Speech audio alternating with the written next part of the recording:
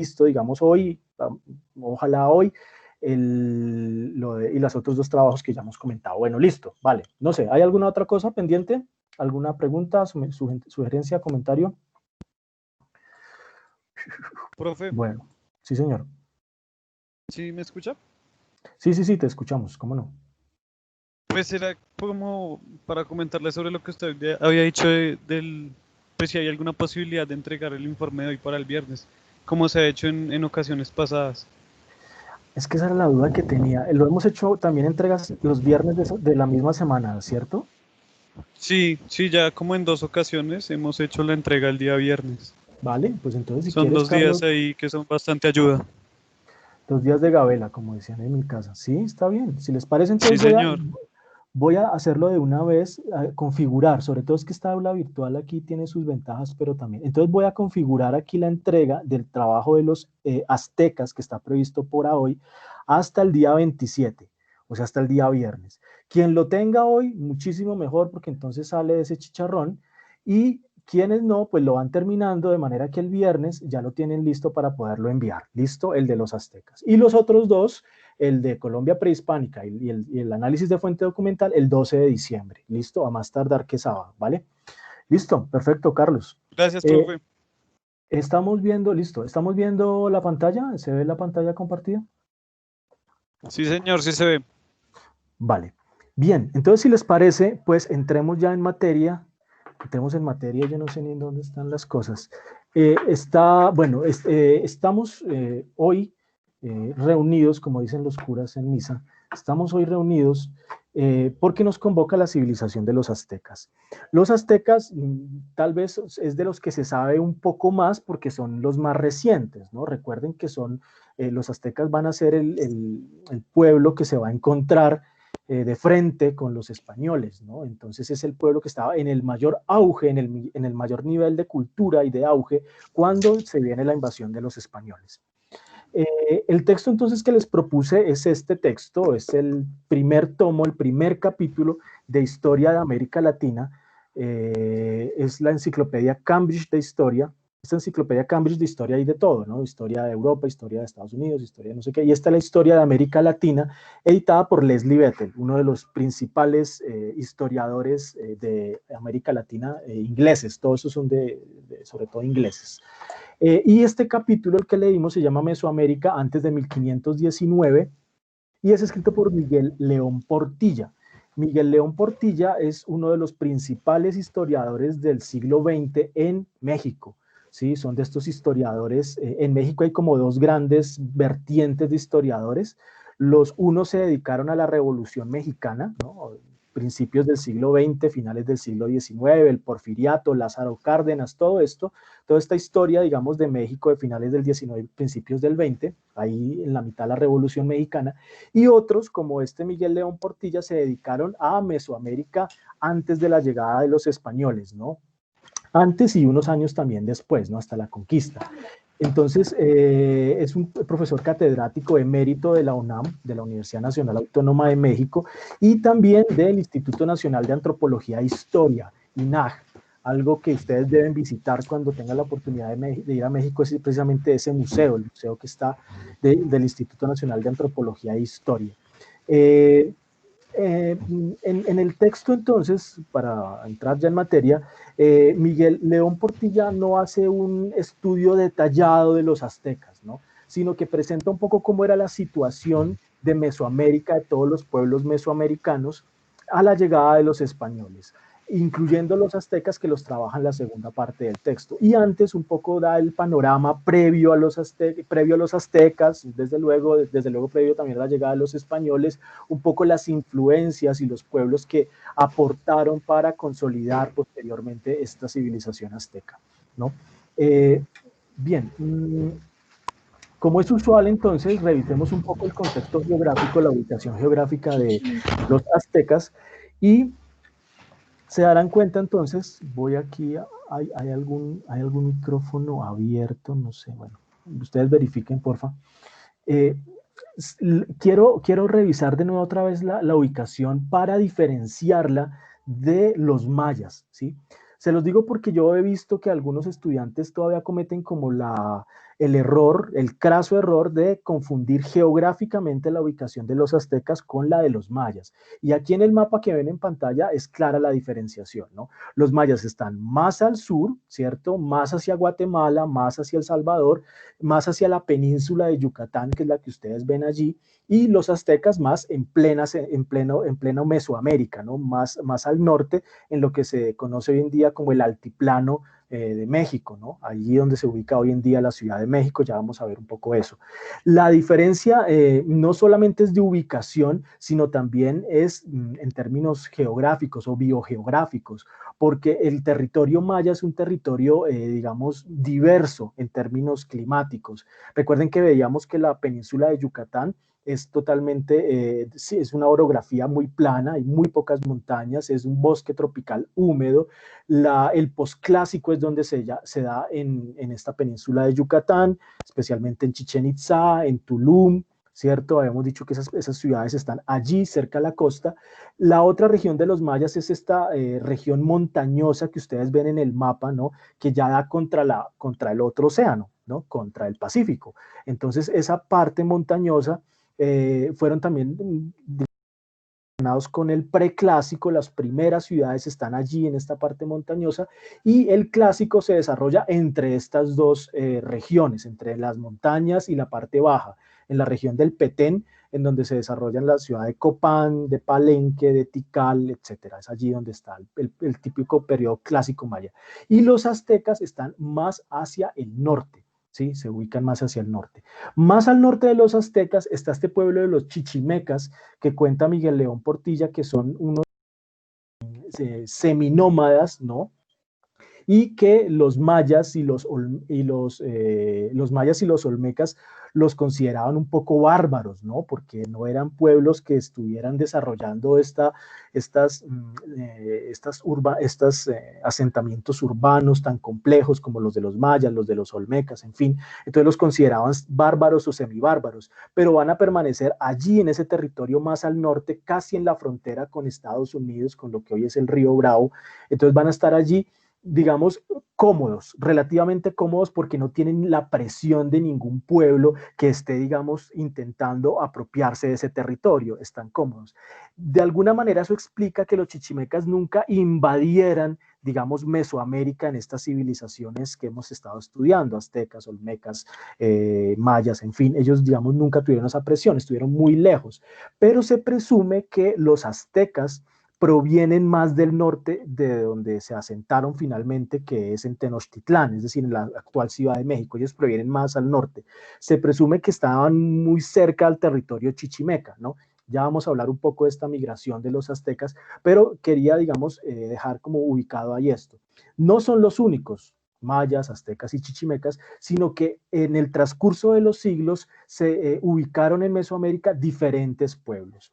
Los olmecas, los más importantes tal vez de ellos, que los vamos a mirar con detalle en un segundo, están ubicados como en esa zona de transición entre los aztecas y los mayas, están en la mitad. Y de hecho van a tener influencia los olmecas tanto en los mayas como en los aztecas, digamos, por esa misma ubicación, ¿no? Otro de los pueblos importantes es Tenochtitlán, ¿sí? Que es la ciudad de Tenochtitlán, muy cerca a donde se asentaron los aztecas, eh, en plena Centroamérica, en plena altiplanicie mexicana. Otros que van a estar ahí son los tlaxcaltecas, los totonacas, los zapotecas y los mixtecas. Ahí digamos que van a haber diferentes momentos de asentamiento. Uno, no van a coincidir todos, ¿sí? No van a coincidir todos. Por ejemplo, aztecas y mayas no coinciden, ya lo habíamos visto, los mayas son más antiguos. Los olmecas son incluso más antiguos que los mayas, entonces no van a coincidir, ¿sí? Los que sí van a coincidir un poco son, por ejemplo, los chichimecas van a estar siempre presentes ahí, entonces sí van a estar coincidiendo. Entonces hay unos pueblos que ya no existen, otros que permanecen más tiempo y hay, digamos, como estas conexiones culturales en donde algunas son herencias, porque los pueblos desaparecen o entran en crisis y casi que en declive total, y otros son contemporáneos, en donde mantienen entonces relaciones comerciales especialmente, o de sometimiento o de dominación, ¿vale? Bien, tal vez en este otro mapa se pueda ver el asunto aún más claro. Aquí, digamos, hay unas cosas que no comparto del todo, especialmente cuando dicen imperio, imperio antiguo, si se dan cuenta, y dicen en las, ¿cómo se dicen? Las convenciones del mapa dice imperio antiguo, y nosotros sabemos que los mayas nunca conformaron un imperio como tal, ¿no? De pronto se pudieron haber configurado confederaciones de ciudades, alianzas de ciudades, pero un imperio como tal, nunca en los mayas se podría hablar de eso. De lo que sí podemos hablar de imperio propiamente ya es de los aztecas. Los aztecas sí tienen, digamos, una configuración de imperio porque se expanden militarmente y a donde se expanden dominan, bien sea directa o indirectamente, los territorios. Entonces, ese territorio rojo que ustedes ven allí, ese sí uno podría decir que es propiamente un territorio de los aztecas en donde ejercieron control territorial, ¿no? Pero desde luego es en el siglo XIV, ¿no? Es muy posterior a la caída, a la caída del periodo clásico en los mayas, ¿no? Eh, pero interesante, digamos, son estas flechas de migración, ¿no? Fíjense que los mayas salen de esta zona de Petén, donde está Tikal, donde está Palenque, donde está Copal, y salen hacia el posclásico a Mayapán, a Chichén Itzá, a Uxmal y también a Tulum, en la península, ¿no? Fíjense que la flecha migratoria lo está indicando, ¿no? Es el posclásico. Y los aztecas provienen del norte, ¿no? Fíjense que ahí aparece incluso en la parte superior izquierda del mapa, dice hacia el año 800, o sea, se presume que hacia ese año ellos están migrando del norte y se asientan ahí, en toda la mitad de lo que hoy es el Estado de México, el país de México, y fundarán allí entonces su ciudad, que es la ciudad de Tenochtitlán, muy cerca a una civilización que ya vamos a ver con cuidado, que es la civilización de Teotihuacán, muy cerca, y ya vamos a ver por qué se hicieron tan cerca. Entonces, allí en Tenochtitlán es el centro, es la ciudad importante desde donde el imperio azteca, esta vez imperio, se expande y conquista algunos pueblos aledaños, ¿sí? Dentro de esos pueblos aledaños, están los tlaxcaltecas. Estos tlaxcaltecas van a ser importantes porque ahí ustedes ven incluso la ciudad de Tlaxcala, que queda ahí cerquita a Tenochtitlán, y estos tlaxcaltecas van a ser importantes porque son los aliados de los españoles. Ya estamos aquí adelantándonos un poco con la caída de los aztecas, pero se tiene la idea, muchas veces esto se enseña así en las escuelas, que es Hernán Cortés y sus soldados españoles los que en el imperio azteca llegan hasta y a los miles de guerreros aztecas que estaban allí. Esto realmente no es cierto, ¿sí? Esta imagen realmente es totalmente contraria a la realidad. Lo que hace Hernán Cortés es una serie de alianzas con pueblos que no habían sido sometidos totalmente por los aztecas, entre ellos y los más importantes, los tlaxcaltecas, ¿sí? Hoy donde está la ciudad Tlaxcala, ¿sí? Y con esas alianzas que él establece con estos pueblos que estaban inconformes con el sometimiento al que estaban de los aztecas, es que se nutren los ejércitos conquistadores españoles y someten finalmente a los aztecas, especialmente en la ciudad de Tenochtitlán. Por eso es que en México, la gente que vive en Tlaxcala, ¿no? Los quienes viven en Tlaxcala, todavía tienen como un poco esa fama de ser traicioneros. Se dice que son traicioneros porque se aliaron con Cortés, traicionaron a los aztecas y entonces fueron por ellos que lograron conquistar a los aztecas, ¿no? Pero en términos estrictos realmente nunca traicionaron, porque los tlaxcaltecas nunca estuvieron totalmente sometidos a los aztecas y eran enemigos de los aztecas declarados permanentemente. Entonces no hubo una traición, en realidad hay traición no hubo. Lo cierto es que con la caída del imperio azteca, con la caída de Tenochtitlán, los tlaxcaltecas esperaban tener beneficios y privilegios que los españoles realmente nunca les dieron. Obviamente los engañaron y lo único que les dieron fue unas prebendas que venían desde el rey de España, que los consideraban, digamos, como unos, no ciudadanos, porque esa palabra todavía, pero digamos como unos privilegiados, unos indígenas con ciertos privilegios que les daba el rey.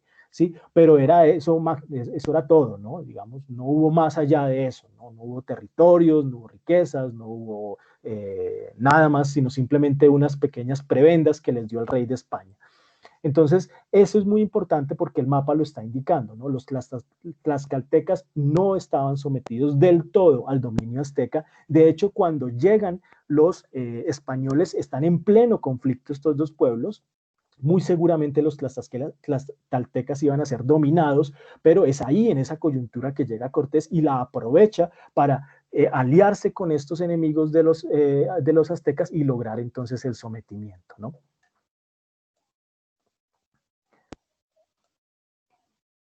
Bien, como les decía entonces, hay pueblos que están coincidentes en el tiempo.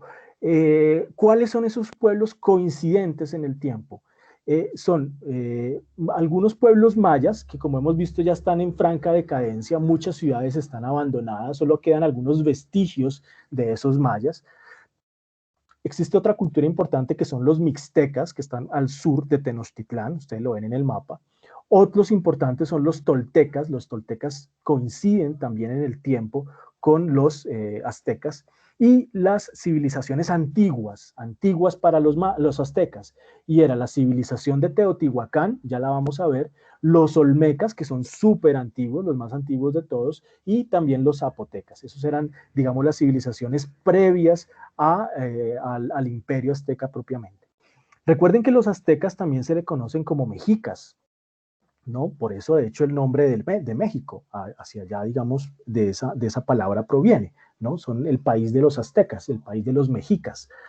De hecho, la X, ustedes me imagino que conocerán la X, no se pronuncia así, ¿no? Uno no dice México, estaría mal dicho, se dice México, es decir, todo lo que se escribe con X se debe pronunciar con J, y eso tiene una razón de ser, ¿sí? Y es que recuerden que los aztecas hablaban náhuatl. Náhuatl es el idioma azteca, y en su propio idioma se conocían como mexicas. Es decir, el sonido que se coloca ahí como J, como hoy en día lo pronuncia uno como J, en su momento, en Nahuatl, se pronunciaba como sh, como cuando uno calla a alguien, sh, SH, ese es el sonido, SH, ¿sí? Entonces son los mexicas, ¿sí? Los mexicas. Lo que sucede es Profe, que, ¿sí? Dime. qué pena interrumpirlo. Es que le iba a preguntar, pues yo tenía entendido que los olmecas eran como la primera civilización ahí de esta parte. Si es así, ¿es Sí, la primera o no se sí, sabe sí, o sí. antes de Pues, los olmecas hubo más? es de los primeros. Si no fueron los primeros, son de los primeros, efectivamente. Incluso mucho antes que los mayas. Entonces, efectivamente, y ya lo vamos a ver en un momento, efectivamente los olmecas se les dice incluso que son como la madre de todas las civilizaciones, porque desde ellos es que se configuran todas estas características de las culturas mesoamericanas. Pero efectivamente son, no sé si los primeros, pero de los importantes sí son los primeros, digamos, de los influencias, de los de mayor influencia. Bien, entonces decíamos que en el idioma castellano del siglo XVI, el sonido SH sí habían palabras que se pronunciaban como sh, ¿sí? Lo que pasa es que hoy en día ya en nuestro castellano nosotros no hablamos ninguna palabra que tenga ese sonido SH, ¿no? Entonces lo que hizo la Real Academia de Lengua Española fue cambiar todo el sonido SH, que se colocaba una X, ese era el sonido, la letra para representar ese sonido, y cambió, digamos, las palabras que tenían esa X por una J, ¿sí? Los mexicanos decidieron conservar la X como un signo también de identidad, ¿sí? Los mexicanos actuales, me refiero, tienen un elevado sentimiento nacionalista y un elevado sentimiento de identidad nacional, muy, muy, muy grande. Y todo esto relacionado con la historia precisamente azteca. De manera que ellos conservaron la X en su nombre de su país y de muchas poblaciones. Por ejemplo, no sé si han visto que hay una parte de una región en México que se llama Oaxaca, ¿sí? Pero se lee realmente Oaxaca, ¿sí? Con J. O si fuera en Nahuatl, Oaxaca, ¿sí? Entonces, la X, digamos, tiene por esa razón, se escribe con X, ¿no? Es un símbolo de identidad también en los mexicanos esa X, y se refiere entonces también es una herencia de este idioma náhuatl. De hecho, el náhuatl todavía es hablado en muchas zonas de México, ¿sí? En muchas zonas de México, muchas comunidades indígenas, especialmente de México y de Guatemala, hablan náhuatl. Incluso si ustedes vieron la película Roma, que fue premiada hace un par de años, ahí hablan, algunos de sus personajes, los principales personajes, hablan náhuatl. Bien, entonces los aztecas, también llamados mexicas, entonces provienen más del norte y se asientan allí en el altiplano mexicano, ¿no? Más o menos entre los años 1200, ¿sí? Es que se expanden, aunque su poblamiento es previo, es anterior a esta fecha. Y se ubican allí en el lago Texcoco. Ya vamos a mirar con cuidado cuál es el asentamiento preciso de los mayas allí en este lago Texcoco. Carlos, ¿ibas a comentar algo?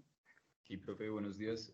Profe, yo tenía entendido que el mito creacionista o más bien el mito fundador de los mexicas, era que ellos venían como un pueblo nómada supuestamente del norte. Y pues como usted ya había dicho, pero que ellos cuando llegan ya encuentran la ciudad hecha. Y por ciudad se refieren como a unas terrazas de cultivo sobre el lago y algunas pirámides ya edificadas. Y decían que esta ciudad como que se las dan los dioses. Creo que tenía el nombre de Aztlán. Y, y bueno, y ahí llegaban casi que como por una profecía. Sí, efectivamente, Carlos. Y de hecho ya lo vamos a mirar con algún detalle, la famosa profecía o la famosa, bueno, no sé si profecía, pero sí era un poco el mito de asentamiento de los aztecas. ¿Por qué llegan a donde llegan? Pero efectivamente hay un mito allí que ya vamos a revisar con cuidado, pero no llegan, como lo vamos a mirar en un momento, a una ciudad ya construida. La ciudad que ya existía y que estaba muy cerca es la que aparece allí en el mapa, la ciudad de Teotihuacán, pero Teotihuacán es una ciudad muy antigua para los mismos aztecas y ya estaba desocupada, ya estaba abandonada cuando llegaron los aztecas. Luego, de pronto ahí, como todo mito, tiene parte de imaginación y parte de realidad, ¿sí? Es cierto que los aztecas llegaron a la ciudad de Teotihuacán, que estaba abandonada, pero no fundaron su ciudad allí en Teotihuacán, sino que la fundaron kilómetros de diferencia, son unos 80 kilómetros de distancia, y la fundan en la mitad del lago Texcoco, la famosísima Tenochtitlán. Pero ya la vamos a revisar el mito con cuidado porque ahí hay cosas que decir. Bien, entremos, si les parece, en el mismo orden que nos presenta entonces Miguel León Portilla. Los olmecas, como ya lo estábamos anunciando, efectivamente son los más antiguos. No quiere decir que son los más antiguos de todos, porque Mesoamérica es una complejidad, un mosaico de civilizaciones bien difícil de estudiar. Sin embargo, son los que desarrollaron por primera vez las características de todas estas civilizaciones mesoamericanas, ¿sí? Hay un urbanismo, hay unas ciudades que están muy bien trazadas, hay ya unos grandes monumentos, unos grandes edificios, unas estelas en piedra, es decir, todos estos elementos que vamos a ver en los mayas, que vamos a ver en los toltecas, que vamos a ver en los aztecas, ya los olmecas los habían anunciado cientos de años antes de todas estas civilizaciones, porque efectivamente los olmecas son de los más antiguos que existen, ¿no? Lo más representativo y lo que más conocemos de los olmecas, gracias especialmente a los Simpson, es esta cabeza gigante tallada en piedra, pesadísima, de la cual los arqueólogos todavía no saben mucho, ¿no? O sea, no saben exactamente a qué se referían o a qué querían representar los olmecas con estas cabezas, ¿no? Hay teorías, se dice que puede ser una cosa, otra, la teoría más aceptada es que son las cabezas de los gobernantes olmecas que se hacían tallar allí, pero eso todavía no está suficientemente dilucidado, ¿no? La ciudad importante de ellos, o el yacimiento, hoy en día yacimiento arqueológico importante de ellos, es la ciudad de La Venta, en el estado de Tabasco, al sur de México, ¿no? Allí están como una especie, como los que conocen San Agustín, en el Huila, que están estas cabezas gigantes, digamos, están en un espacio abierto, ¿no? Igual que en San Agustín, ¿sí? Están todas en un espacio abierto. Lo mismo están algunas de las cabezas olmecas, obviamente no todas, y algunas de estas estelas monumentales en piedra que van a repetir los mayas posteriormente, ¿no? Los mayas van a ser, digamos, por eso, herederos de la cultura olmeca, porque los olmecas son los que inauguran, digamos, esta forma de representación en piedra. Voy a reproducir aquí un video, el cual no está en YouTube, si no les enviaba el enlace. Y allí en este video vamos a ver si se carga. De pronto ustedes lo van a ver un poquito lento, de pronto por ahí la imagen se queda o algo, pero lo importante es el audio. Es una entrevista con dos arqueólogos del Instituto Nacional de Antropología e Historia de México, Carmen Rodríguez y Ponciano Ortiz, hablando precisamente de los olmecas. Entonces dura 2 minuticos solamente. Ahí, si se les queda un poquito la imagen, no se preocupen, no se pierden de nada. Ahí el audio es la clave.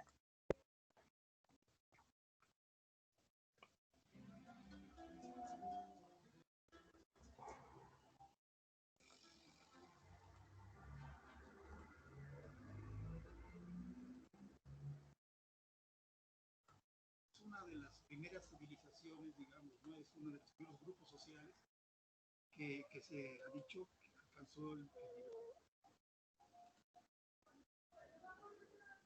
Uy, creo que por ahí se detuvo.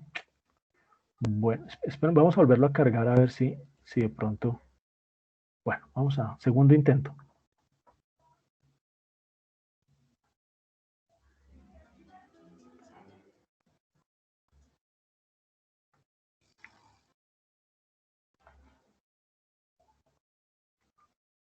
Es que cada uno tiene que darle play. Es una de las primeras civilizaciones, digamos, uno de los primeros grupos sociales que se ha dicho que alcanzó el nivel de civilización en una época muy antigua. Estamos hablando de Cristo. Yo siempre he tenido 900 años, sí. Yo he tenido mucho interés, sí, teniendo mucho interés en los procesos de cambio culturales a través del tiempo, ¿no? Profe, qué pena, es que yo escucho como muy lejos, como muy pasito. Señor. Es que lo escucho como lejos, como pasito. Sí, no va a ser el audio perfecto, pero creo que ustedes pueden darle también play, me parece. Sí, si uno le da play, ahí aparece y suena bien. Lo único es que no carga. Bueno, si les parece, con todo y dificultades técnicas, hagamos el esfuerzo y terminamos de observarla, de escuchar la entrevista, ¿les parece? Son solo 2 minuticos igual. Ahí la voy a colocar de nuevo para que carguen, vamos a ver.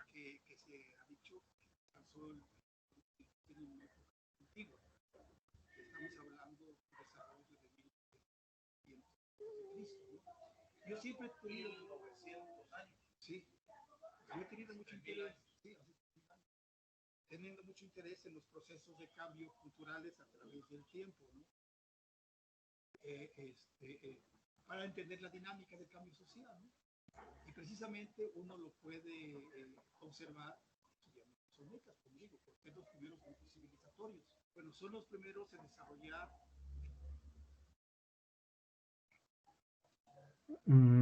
Es que ahí no, es que hay alguien qué lástima. No, se saltó pero es porque alguien lo colocó.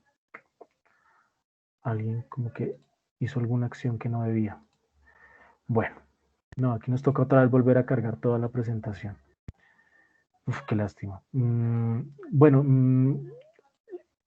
por tiempo entonces la vamos a dejar. Yo quiero que revisen los archivos del aula. Aquí en Teams hay una carpetica, una pestaña, no sé bien dónde está, donde aparecen archivos del aula y ahí están las presentaciones.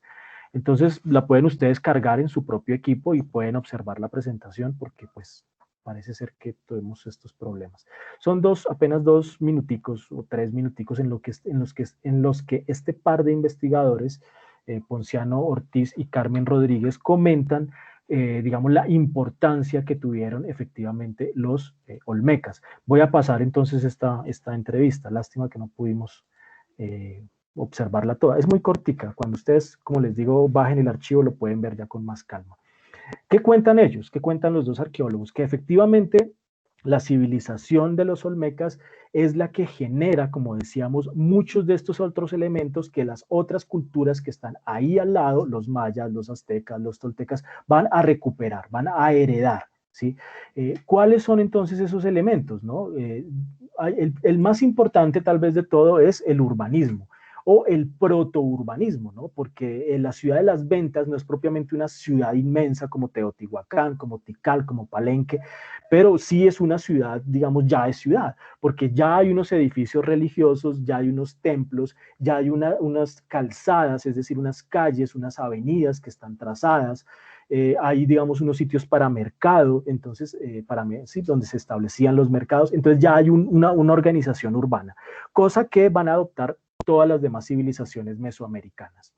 Hay también otros elementos de carácter religioso, ¿no? Hay muchos dioses del panteón olmeca, originalmente olmeca, que después van a ser heredados también o van a ser adaptados a los panteones religiosos de cada una de estas otras civilizaciones, ¿no?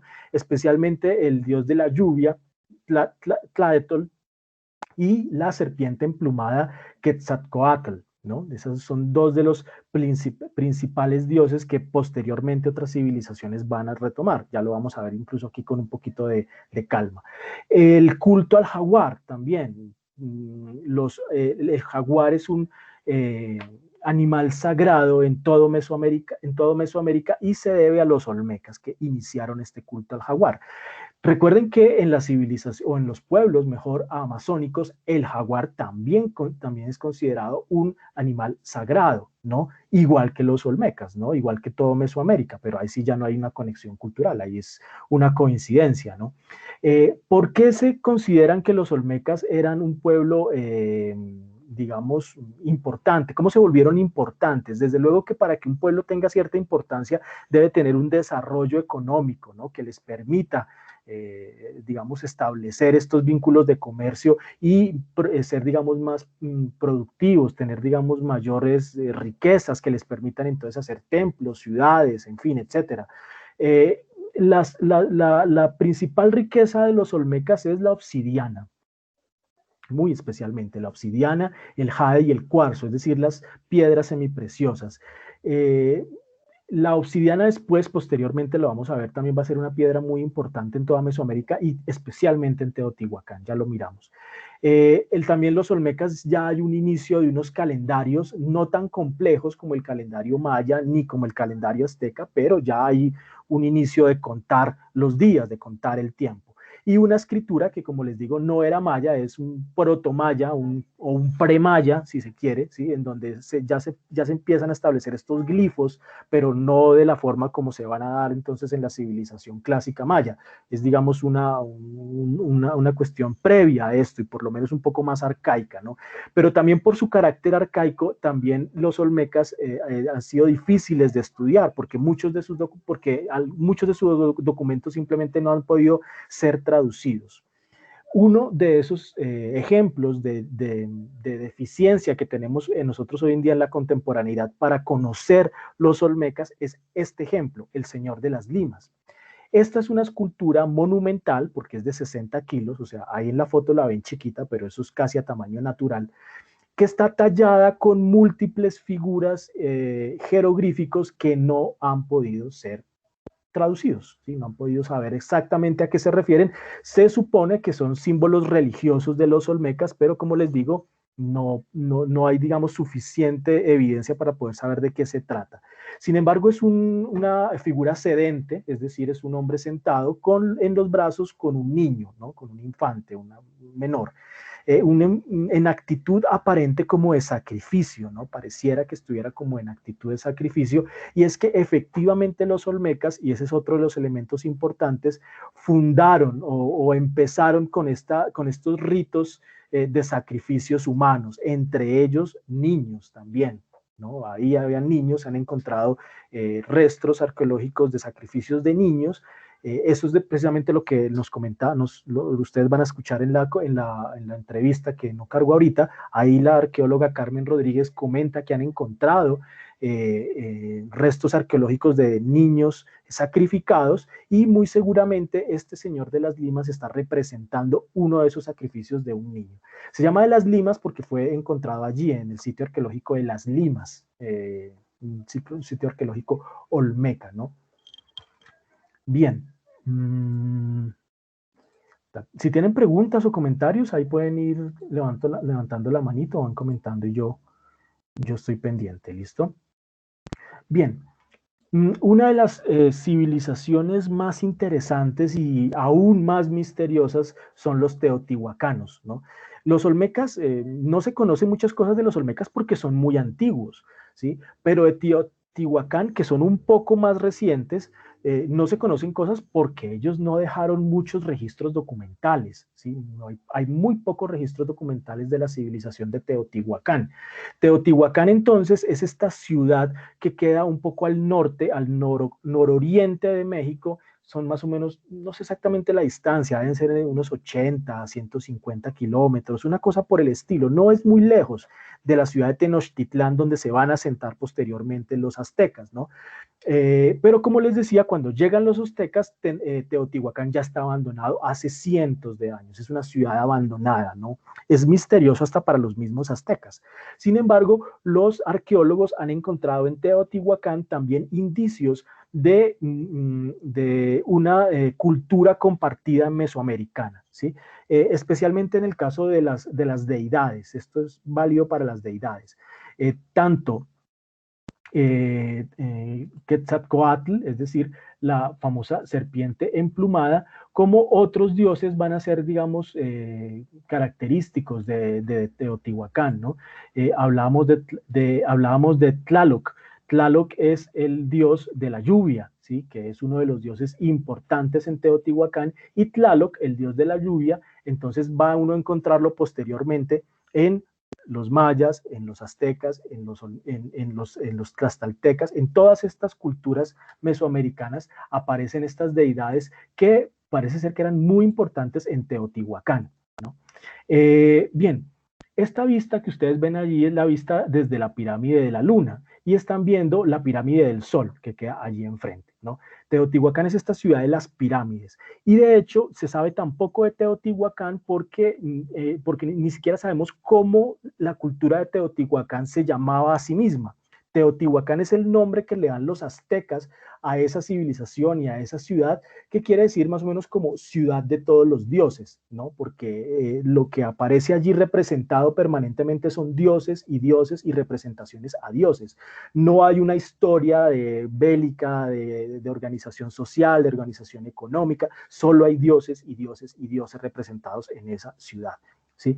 Entonces, las dos pirámides más importantes, la de la Luna y la del Sol, en Teotihuacán, son nombradas así por los aztecas, pero realmente los teotihuacanos no lo tenían, no eran edificios, pirámides que estuvieran haciendo una ofrenda al Sol y a la Luna, sino a otros distintos dioses que ellos tenían, especialmente Tlaloc, que Tlaloc es el dios del agua. El agua es muy importante porque el agua es la vida, ¿no? Si no hay agua, pues hay problemas en las cosechas, no hay alimentos, y si hay demasiada agua, pues entonces es un problema porque nos pasa lo que nos está pasando ahorita con el fenómeno de la niña, ¿no? Entonces, desastres por todo lado. Entonces, por eso Tlaloc es una deidad tan importante en Teotihuacán, que también es muy antiguo, no tan antiguo como los olmecas, pero está como en ese espacio intermedio entre los olmecas y los mayas, ¿no? Más o menos ahí, para que ustedes lo ubiquen cronológicamente. Y Tlaloc entonces se vuelve esta deidad importante en toda Mesoamérica. Esa calzada que ustedes ven ahí en la fotografía, que se llama la calzada de los muertos, o así le colocaron también los aztecas, tiene una extensión de 2 kilómetros, lo que nos está hablando de la extensión de la ciudad. De hecho, Teotihuacán no ha sido explorada arqueológicamente completa, solo la parte central, ¿no? Siguen las excavaciones arqueológicas. Es una ciudad realmente inmensa. Tal vez es la primera megaciudad de América, ¿no? Teotihuacán. Lo que sucede es que en algún momento, a pesar de toda su importancia, de su influencia, sucedió lo mismo que con los mayas en el periodo clásico, algún tipo de novedad, algún tipo de crisis, algún tipo de yo no llamaría apocalipsis para no hacerle aquí la cuestión hollywoodense, pero sí hubo desde luego una situación muy complicada que no permitió la supervivencia de esta civilización y finalmente seguramente lo que pasó en Teotihuacán fue que los que residían allí terminaron migrando hacia otras regiones de Mesoamérica. Hay evidencias de un incendio, por lo cual los arqueólogos consideran que puede haber sido una de las causas, un incendio, tal vez no la única, pero sí, digamos, por lo menos da pistas de que el abandono de Teotihuacán coincide con un incendio que no sabemos si es natural o provocado y seguramente nunca lo vamos a saber. A ver si de pronto por acá. Si ustedes tienen ahí la diapositiva, también le pueden dar play. Esto no es un video, es simplemente una vista, ¿no? Una visión que se está haciendo desde la pirámide del Sol, tal vez, no sé, una de estas dos pirámides, tal vez es la del Sol, creo. Sí, desde la pirámide del Sol. Entonces ustedes ven cómo la ciudad de Teotihuacán se extiende en una zona totalmente plana, ¿no? Es muy parecida a la geografía a la que uno puede encontrar aquí en el altiplano cundiboyacense, ¿no? O sea, es una geografía plana, ¿sí? Y rodeada, digamos, de orografía, de montañas, ¿no? La geografía de Ciudad de México, del centro de México, del altiplano de México con el altiplano cundiboyacense tiene sus similitudes, ¿no? Bien, en la ciudad de Teotihuacán entonces, cuando estuvo poblada, cuando fue importante, tenía además de estas dos pirámides del Sol y de la Luna, un conjunto también de palacios y de templos bien importantes. Ya hemos dicho que cada uno de ellos estaba dedicado a una de estas deidades. A Quetzalcóatl, por ejemplo, existe el templo, el de Quetzalpóatl, los nombres aquí son complicados, que también es otra de las deidades, y dentro del templo de Quetzalcóatl está el patio de los jaguares. Ya lo vamos incluso a mirar en un momentico. A ver si carga por aquí. Sí, creo que acá. Bueno, ya lo miramos lo del patio de los jaguares. Carlos, ¿ibas a comentar algo?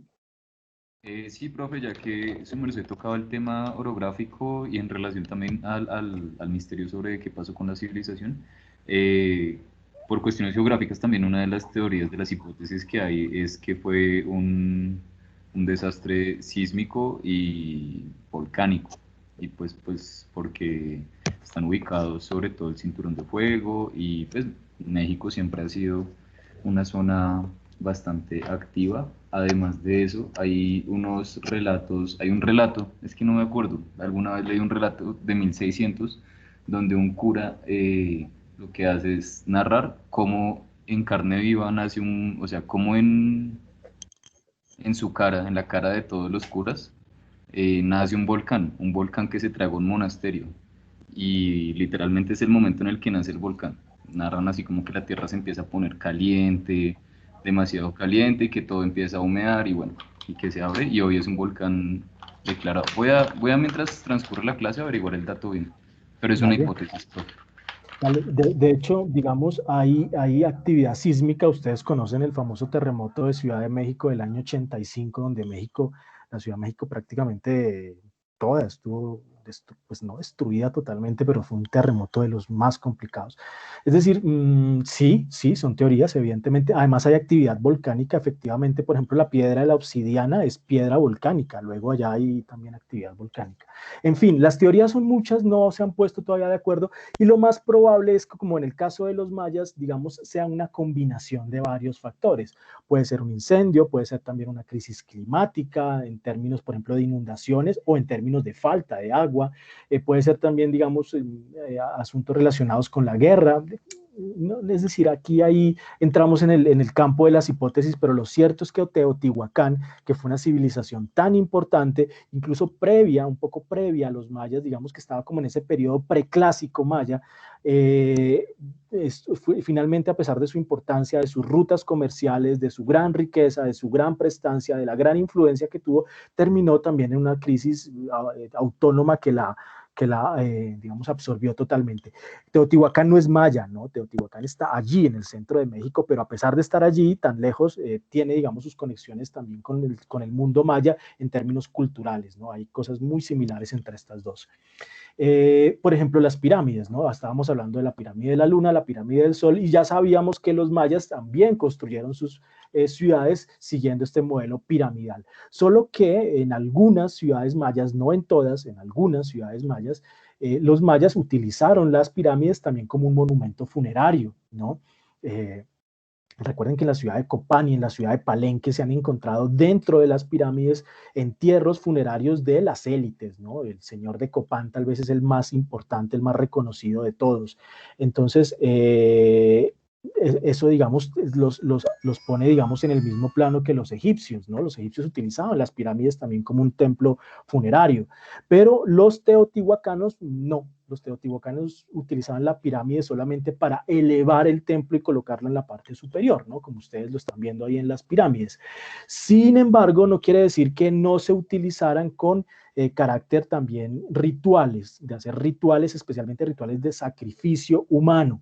Hay evidencias de sacrificio humano en estas pirámides porque ahí cerca, creo que es en la Luna, han localizado, y ustedes lo pueden encontrar ahí en el texto, una serie de enterramientos, ritos, cabezas decapitadas, restos de guerreros, dignatarios extranjeros y toda una serie de personajes que han sido sacrificados ritualmente, se supone en la parte superior de la pirámide, y después es probable, así lo hacían los aztecas, los hacían rodar por las escaleras hasta llegar allí abajo.